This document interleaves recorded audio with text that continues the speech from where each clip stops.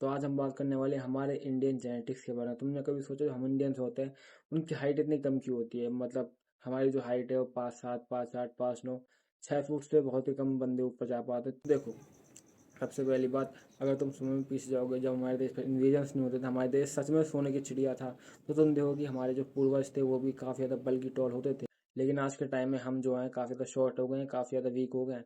तो ये सब हुआ कैसे? सबसे पहला इन्वेजन, हमारे देश पर इन्वेजन्स हुए हैं काउंटलेस। मतलब हमारे देश में इतने ज़्यादा इन्वेजन्स हुए कि भाई हमारे जो जेनेटिक्स में वीक हो गए। और जब इन्वेजन्स हुए तो हमारे पूर्वजों को सर्वाइव करने के लिए सर्वाइवल वाली डाइट अपनानी पड़ी। जो आज हम डाइट खा रहे हैं वो सर्वाइवल वाली है, उस टाइम की डाइट है ये। जिस टाइम पे हमारे देश में इन्वेजन होते थे, हमारे पूर्वजों को अपनी जान बचाने के लिए सर्वाइवल वाली डाइट पे आना पड़ा। क्योंकि मतलब तुम सोचो, अगर तुम्हारे यहाँ पे हमला हो जाता है, तुम्हें कुछ लोग आ रहे हैं बाहर से मारने के लिए, और तुम्हें दिख रहा है कि तुम नहीं जीत पाओगे, ना तुम उनसे फाइट कर सकते हो, तो तुम क्या करोगे? तुम अपने आप को बचाने के लिए कहीं जाओगे, और फिर जब तुम जाओगे तो तुम अपने साथ कुछ ना कुछ खाने पीने का सामान लेके जाओगे। तुम क्या सोचते हो कि तुम अपने साथ दूध दही लेके जाओगे? दूध दही खराब हो जाएगी, ठीक है। और जब तुम पनीर वगैरह भी लेके जाओगे वो भी कुछ टाइम में सड़ जाएगा, ख़राब हो जाएगा। लेकिन अगर तुम चावल दाल ये सब ले जाते हो, आटा ले जाते हो, तो तुम्हें पता है कि तुम काफ़ी टाइम तक ये सब खा सकते हो और ज़िंदा रह सकते हो।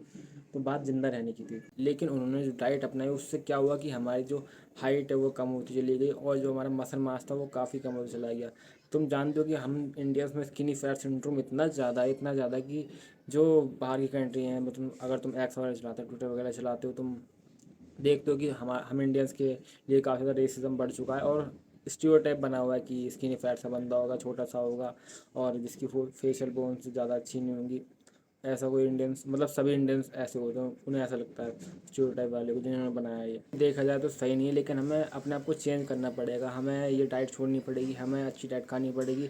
अपनी जो अजीब सी बॉडीज़ हम इंडियंस ले घूमते हैं, स्किनी फैट वाली, स्किनी वाली, उसे बदलना पड़ेगा, उसे मस्कुलर बनाना पड़ेगा, उसे अच्छा बनाना पड़ेगा, सुंदर बनाना पड़ेगा। जिसके लिए हमें अच्छा खाना खाना पड़ेगा, अच्छी हवा में सांस लेनी होगी। इसके लिए हमें इम्प्रूवमेंट चाहिए अपनी लाइफ में, अपनी सरकारों में, जिससे हम अच्छे जेनेटिक्स अपने आने वाली जनरेशन को दे पाएँ।